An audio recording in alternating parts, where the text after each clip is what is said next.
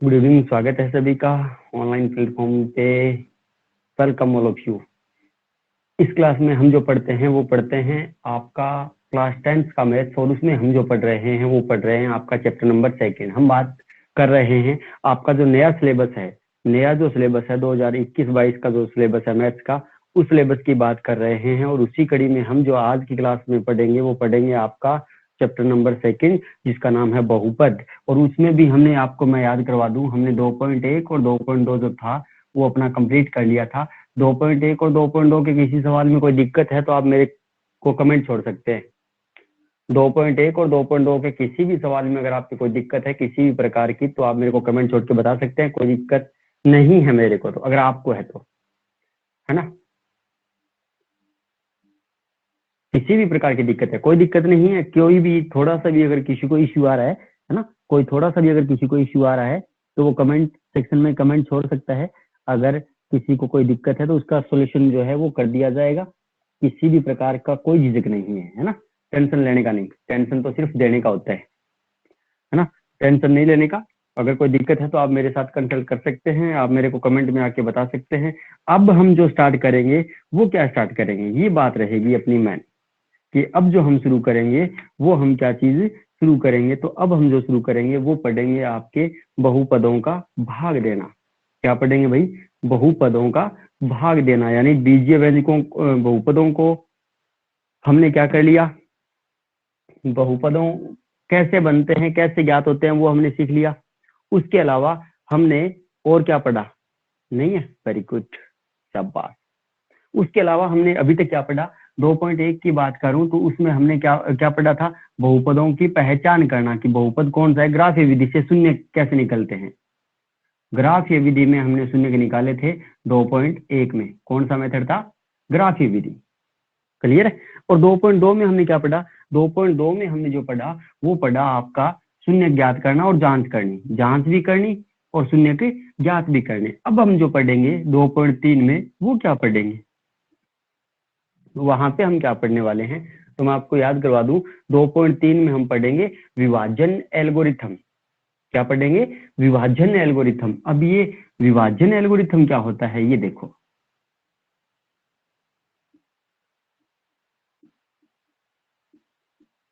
विभाजन एल्गोरिथम का मतलब होता है बीजीय व्यंजकों का आपस में या बहुपदों का आपस में भाग देना।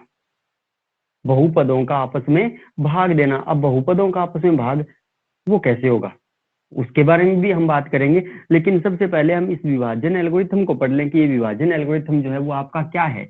विभाजन जो एल्गोरिथम होता है वो क्या होता है। तो जब आप छोटी क्लास में थे, छोटी मीन्स जब आप 5वीं 6ठी 7वीं में थे, तो सर या मैडम आपको सवाल डाल के देते थे, भाग डाल के देते थे, और आप उस भाग को हल करते थे। जब आप उस भाग को हल करते थे तो आपके ये डाउट रहता था कि हमने जो भाग किया है वो सही किया है या गलत किया है, उसकी जांच कैसे हो। अब उसकी जांच करने के लिए आपको एक नियम पता होगा जो आप छोटी क्लासों में पढ़ते थे, शेषफल प्रमेय। ये आप मेरे को बताइए, क्या ये याद है क्या अभी आपके? शेषफल प्रमेय जो क्या होती थी, जो होती थी भाज्य बराबर भाजक इंटू भागफल प्लस शेषफल। ये वो शेषफल प्रमेय है जो हम छोटी क्लासों में पढ़ते थे, भाज्य बराबर भाजक इंटू भागफल प्लस शेषफल। थोड़ा बहुत भी याद है आपके भाई? जैसे मान लो हमें सर ने या मैडम ने बोला कि 10 के अंदर आपको 3 का भाग देना है, ठीक है, हमें 10 के अंदर 3 का भाग देने के लिए बोला, और जब हमने जांच की कि 10 के अंदर 3 का भाग जाएगा या नहीं जाएगा, तो हमने 3 का भाग देना शुरू किया। 3 3 9 हुआ, एक आपके पास बच गया। अब डाउट ये रह गया कि उस टाइम तो बच्चे थे तो डाउट रहता ही था कि यार भाग सही है या नहीं है। तो उस स्थिति में हम क्या करते थे? उस स्थिति में हम इस प्रमेय का प्रयोग करते थे। वो तो तब बच्चे थे तब करते थे, लेकिन अब तो मेरे हिसाब से आप, हाँ, भाज्य बराबर भाजक इंटू भागफल प्लस शेषफल। अब आप ये भी भूल गए होंगे कि ये जो शेषफल प्रमेय है, इसमें जो भाज्य भाजक भागफल और शेषफल आए हैं उसका मीन्स क्या होता है, तो थोड़ा सा वो पढ़ लेते हैं। उसके बाद हम इस सवाल को भी इसी प्रमेय के ऊपर मान बिठा करके देखेंगे कि अपना भाग जो है वो सही है या गलत है। ये होता था भाग का निशान। भाग के निशान के अंदर जो संख्या बैठती थी वो होती थी भाज्य, ठीक है। बाहर जिससे हम भाग देते थे उसे हम बोलते थे भाजक। यहाँ पे आता था भागफल और नीचे बचता जो था उसे हम बोलते हैं शेषफल। ऐसे ही होता था, भाग के निशान के अंदर भाज्य, यहाँ पे भाजक, ये भागफल और ये नीचे जो बचता था वो होता था अपना शेषफल। यही काम तो होता था, यही तो प्रोसेस था। ठीक है, हाँ बिल्कुल यही है,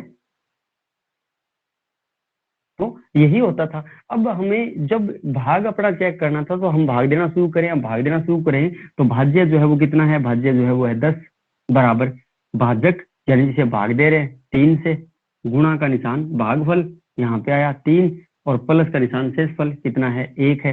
तो 10 बराबर 3 का 3 से गुणा 9 प्लस 1 यानी 10 बराबर 10, दोनों मान बराबर आ गए, मतलब अपना भाग जो है वो क्या है, सही है। ऐसे करते थे हम छोटी क्लासों में अपने भाग की जांच, जिसे हम बोलते थे शेषफल प्रमेय, जिसे हम बोलते थे शेषफल प्रमेय।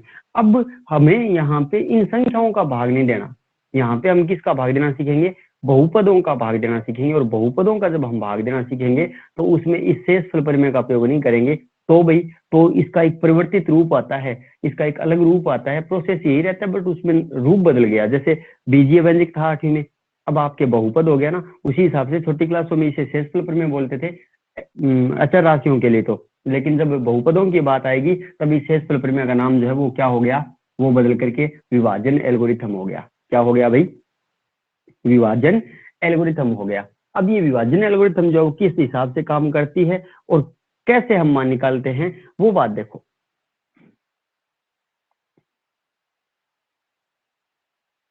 हो सकती है थोड़ी बहुत सर्वर में दिक्कत, क्योंकि बाहर बरसात हो रही है, मेरे यहाँ लाइट है नहीं, है ना, तो हो सकती है सर्वर में इश्यू हो सकता है, कोई दिक्कत नहीं है। अगर कोई ज्यादा आए एरर शो करे तो बता देना, अगर मेरे को साइन अप होगा हम क्लास रोक देंगे, कोई दिक्कत नहीं है। अदरवाइज आपकी क्लास जो है वो कंटिन्यू रहने वाली है। तो हम बात कर रहे थे विभाजन एल्गोरिथम की, ये कि ये विभाजन एल्गोरिथम जो है वो क्या है और क्यों है।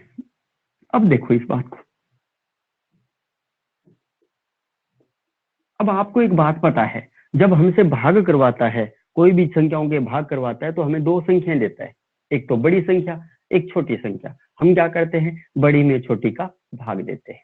आगे ना बात समझ में, बड़ी में छोटी का भाग देते हैं। तो अब जब हमने हमने ये बोला कि हमें कोई P और Q दो संख्याएं दे रखी है, या P और G दो संख्याएं दे रखी है।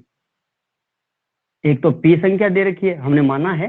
क्यों माना है, क्योंकि हम यहाँ पे विभाजन एल्गोरिथम प्रमेय का सत्यापन कर रहे हैं, यानी ये विभाजन एल्गोरिथम प्रमेय क्या होती है वो पढ़ रहे हैं, उसे बना रहे हैं कि वो कैसे बनती है। तो हमने ये माना कि हमारे पास कोई दो संख्याएं है या कोई दो बहुपद मान लिए कि P और Q है, सॉरी P और G है। ठीक है, एक तो ये, अब हमें पता था कि दो संख्याएं देगा तो एक बड़ी भी देगा, लेकिन हमें तो P और G में पता ही नहीं चला कि बड़ी कौन सी है। तो उस स्थिति में हमने यह मान लिया कि P जो संख्या है वो G से क्या है, बड़ी है। क्लियर। और आपको पता है, जब हम संख्या हमसे ये बोले कि 10 और 3 है, भाग देना है, तो हम क्या करेंगे, 10 में 3 का भाग देंगे, बड़ी संख्या में छोटी संख्या का भाग देंगे। अब यहाँ पे आपको इसने बड़ी संख्या कौन सी बोली, P बोली, तो हम P में भाग देंगे किसका, G का। तो ये लीजिए, P में मैं भाग दे रहा हूँ किसका, G का। P बड़ी थी तो भाग के अंदर, G छोटी थी तो भाग के बाहर चली गई। भाग देंगे तो यहाँ पे आएगा, वो आएगा भागफल, नीचे जो बचेगा वो होगा शेषफल। अब भागफल को हम हिंदी में तो भागफल बोलते हैं, इंग्लिश में हम क्या बोलते हैं, क्यूटेंट। क्या बोलते हैं, क्यूटेंट बोलते हैं। तो ये आपका क्यूटेंट, क्यूटेंट का हमने लिख दिया Q। क्लियर है, क्यूटेंट का हमने लिख दिया Q, और जो नीचे बचेगा वो होगा शेषफल, जिसे हम बोलते हैं रिमाइंडर। रिमाइंडर का हमने क्या ले लिया, R ले लिया। आई बात समझ में, हमने क्या बोला, हमने ये बोला कि हमने कोई दो संख्याएं ली, एक तो P और एक G, और हमें ये दिया गया कि P संख्या जो है वो बड़ी है किससे, G से। P संख्या जो है वो बड़ी है G से। तो उस स्थिति में हमने भाग देना शुरू किया, तो बड़ी संख्या भाग के निशान के अंदर, P अंदर, G जो था वो छोटी थी तो उसे हमने भाग के निशान के बाहर ले लिया। यहाँ पे अपना भागफल आया जिसे हम क्यूटेंट बोलते हैं, और ये अपना शेषफल बचा जिसे हम रिमाइंडर बोलते हैं, यानी R बोलते हैं। क्लियर, Q का मीन्स क्यूटेंट यानी भागफल, R मीन्स रिमाइंडर यानी शेषफल। ठीक है, अब यहाँ पे मैं यूज करना चाह रहा हूँ ये शेषफल प्रमेय। शेषफल प्रमेय क्या कहती है, भाज्य। अब देखो ये जो मान हमने लिए हैं वो किसके लिए लिए हैं भाई, बहुपदों के लिए लिए, और बहुपदों में आपको पता है कि ब्रैकेट लगता है और एक चर राशि लिखी जाती है, ये तो होता है। अब चर राशि हमारे पास है नहीं, तो वो भी हमने ये बोल दिया कि वो चर राशि क्या है, एक्स है। अब सभी में एक्स एक्स आएगी, सेम सेम, अलग अलग तो बहुपद हो ही नहीं सकते, एक चर में ही आएंगे, तो मैंने सभी में चर राशि क्या लगा दी, एक्स लगा दी। क्लियर है। अब देखिए आप, भाज्य कौन सा होता है, भाग के निशान के अंदर वाला ले लिया, पी एक्स बराबर, भाजक क्या होता है, बाहर वाला कितना है, जी एक्स गुणा, ये लो गुणा, डॉट मतलब गुणा का निशान होता है, भागफल कितना है, क्यू एक्स, और प्लस शेषफल कितना है, आर एक्स। ये लीजिए, यहाँ पे आपके पास एक कंडीशन बन के आ गई, और ये जो कंडीशन है ये बहुपदों के लिए लागू की है, इसलिए इसे क्या बोलते हैं हम, इसे हम विभाजन एल्गोरिथम प्रमेय बोलते हैं, या विभाजन एल्गोरिथम बोलते हैं। विभाजन एल्गोरिथम क्या होता है, पी एक्स बराबर जी एक्स गुणा Q X plus R X, जहाँ जी एक्स क्यू एक्स जो है वो भागफल है, और आर एक्स जो है वो आपका शेषफल है। पी एक्स बराबर जी एक्स गुणा Q X plus R X, ये है विभाजन एल्गोरिथम पर में। इसका उपयोग हम कब करेंगे, जब हम बीजीय व्यंजकों का या दो बहुपदों का, बीजीय व्यंजक मीन्स बहुपदी होते, जब हम दो बहुपदों का भाग देंगे तो उस कंडीशन में हम इस प्रमेय का प्रयोग करेंगे, या इस एल्गोरिथम का प्रयोग करेंगे, जो क्या होती है, जो होती है आपकी विभाजन एल्गोरिथम प्रमेय। क्या होती है, विभाजन एल्गोरिथम प्रमेय होती है। आगे बात समझ में, इसी प्रमेय का उपयोग करके हम विभाजन एल्गोरिथम का उपयोग करके ही हम बहुपदों का आपस में भाग देना सीखेंगे। बताइए क्या ये बात आई समझ में, ये हमने बनाई कैसे। Hello sir. क्यू एक्स भागफल होता है, आर एक्स शेषफल होता है, कोई दिक्कत नहीं है। अभिषेक क्या कर रहा है, तो जी एक्स और क्यू एक्स में आपने जो डॉट लगाया वो किसी कारण लगाया है क्या? एक मिनट रुक जा। हाँ अब बता क्या कह रहे तुम, बोल क्या कह आपने रहे। जी एक्स और क्यू एक्स में जो डॉट लगाया वो किसी कारण लगाया है क्या? डॉट लगाया है ये मैं बताऊंगा। देखो जब हम गुणा करते हैं तो गुणा दो प्रकार के होते हैं, एक तो होता है सदिश गुणा और एक होता है अदिश गुणा। यानी संख्या दो प्रकार की होती है, एक तो चर राशि होती है और एक अचर राशि होती है। जब हमें इनका गुणा करना है, जैसे 4 का 4 से गुणा करना है, तब हम निशान लगाते हैं गुणा का, ये वाला, जिसे हम बोलते हैं क्रॉस गुणा। यानी दो अचर राशियों का जब गुणा करते हैं तो क्रॉस गुणा लगाया जाता है। लेकिन जब हम दो चर राशियों का गुणा करते हैं, तो जैसे आपको ये बोल दे कि जैसे यहाँ पे किया, इन दो चर राशियां दिख रही थी, इनका गुणा करेंगे तो यहाँ पे गुणा का निशान लगाएंगे तो थोड़ा अटपटा सा लगेगा, इसलिए हम यहाँ पे लगाते थे डॉट गुणा। इसे डॉट बोलते हैं, डॉट का मीन्स गुणा ही होता है। जब अदिश राशियों का गुणा करते हैं, जब चर राशियों का गुणा करते हैं, चर राशियों का, अदिश और सदिश आप अभी नहीं समझोगे, सदिश और अदिश जब आप 11वीं में चले जाओगे वहां पे समझोगे अच्छे से, अदिश गुणा क्या होता है, सदिश गुणा क्या होता है। तो यहाँ पे आप डायरेक्टली यही समझ लो कि जब अचर राशियों का गुणा करते हैं तब तो हम करते हैं क्रॉस गुणा, ये वाला यूज। और जब हम चर का गुणा करते हैं या फिर एक चर और एक अचर का गुणा करते हैं, है ना, जैसे 4 का और x का गुणा करना हो तो हम ये निशान नहीं लगाते, तब हम सीधा लिख देते हैं 4x, यानी इनके बीच में कोई निशान नहीं है, तो यहाँ पे एक डॉट का निशान होता है, लेकिन जो हम लगाते नहीं है, जिसे हम इग्नोर कर देते हैं, इन दोनों का मतलब 4 डॉट x लिख रखा है, मतलब 4 का x से गुणा हो रहा है। 4 डॉट x लिख रखा है, मतलब 4 का x से गुणा हो रहा है। और यहाँ पे 4 इंटू 4 लिख रखा है, मतलब दोनों अचर राशियां हैं 4 और 4, और अचर राशियों का जब गुणा करते हैं तो वहां पे हम क्या लगाते हैं, क्रॉस का निशान लगाते हैं, गुणा का निशान लगाते हैं। क्लियर है, आगे बात समझ में।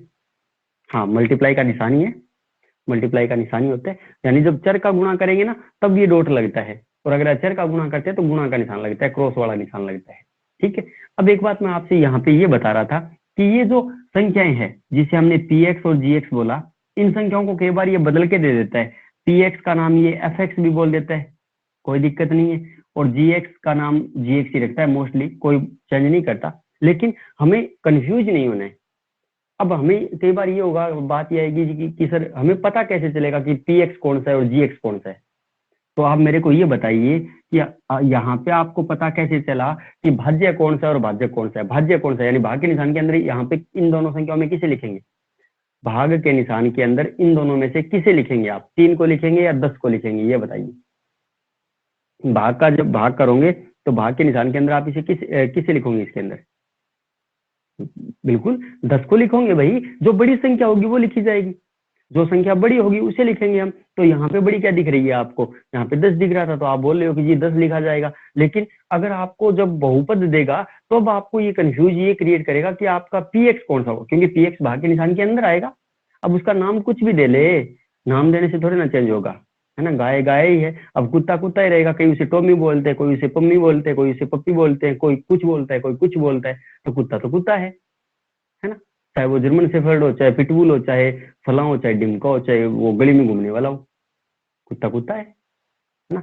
अब कुत्ते को टाइगर बोलते हैं, नाम उसको टाइगर, अरे वो टाइगर इधर, वो टाइगर थोड़े ना है ना। तो वही बात है, जो नाम कुछ भी दे, पीएक्स पीएक्स वो होता है जिसे हम भाज्य बोलते हैं, जो भाज्य निशान के अंदर आएगा। इन संख्याओं में तो आपको पता चल गया कि भाज्य कौन सा है आपका, जो बड़ा होता है वो होता है। लेकिन जब बहुपदों की बात आएगी तो पीएक्स कौन सा होगा, तो याद रख लो, पीएक्स मतलब बड़ा बहुपद। और बहुपदों में बड़ा कौन सा होता है भाई, जिस बहुपद में पद ज्यादा हो, पद ज्यादा हो और घातें भी ज्यादा हो, पद भी ज्यादा हो और घात भी ज्यादा हो, वो बहुपद जो है वो आपका बड़ा होता है। और जो बड़ा होता है वो आपका पीएक्स होता है।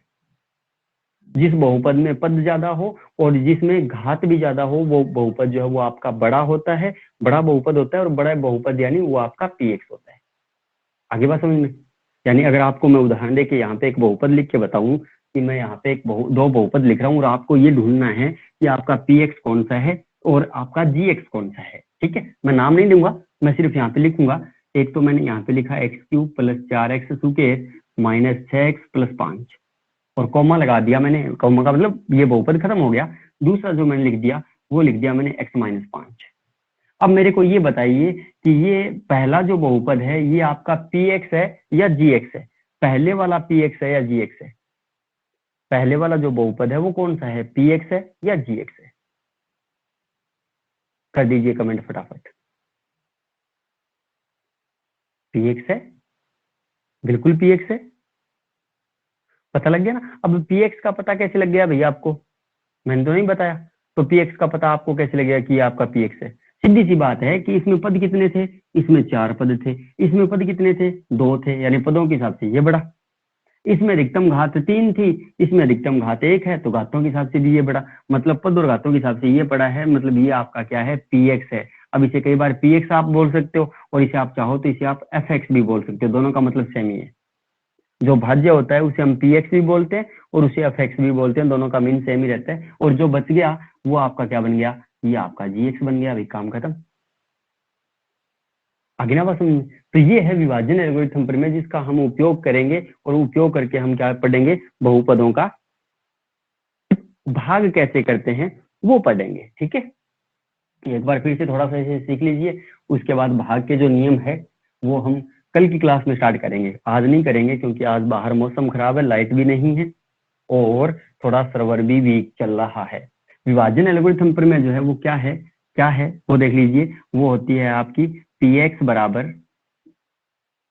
gx × qx + rx, ये होती है।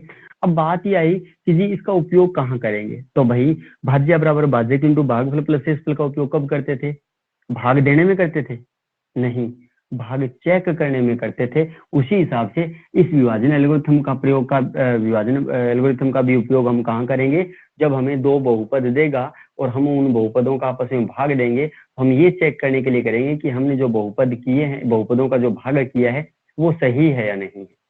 सही या गलत को चेकआउट करने के लिए हम इस विभाजन एल्गोरिथम प्रमेय का प्रयोग करेंगे। और एक बात आप ध्यान से देखें तो इस विभाजन एल्गोरिथम प्रमेय में 4 मान है आपके पास। एक तो आपके पास px का मान है, एक gx का मान है, एक qx का मान है और एक rx का मान है।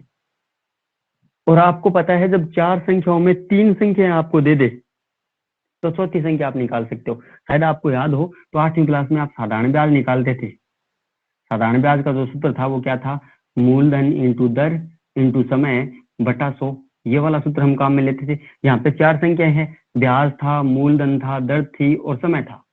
इन चारों में से अगर कोई भी 3 मान आपको दे तो चौथा मान आप निकाल सकते हैं। कोई भी 3 अगर आपको देगा तो आप चौथा मान निकाल सकते हैं। जैसे मान लो ब्याज दे दिया, मूलधन दे दिया, दर दे दिया और समय आपसे पूछे, निकाल लेंगे।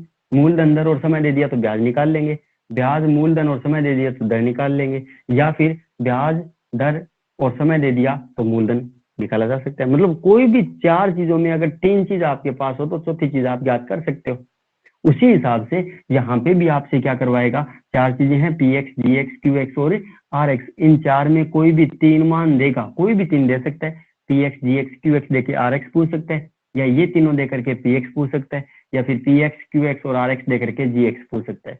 कोई भी 3 मान देगा, एक मान आपसे पूछ लेगा, कोई एक आधे सवाल में पूछेगा, लेकिन स्टार्टिंग में आपसे सिर्फ ये भाग देना ही बताएगा आपसे।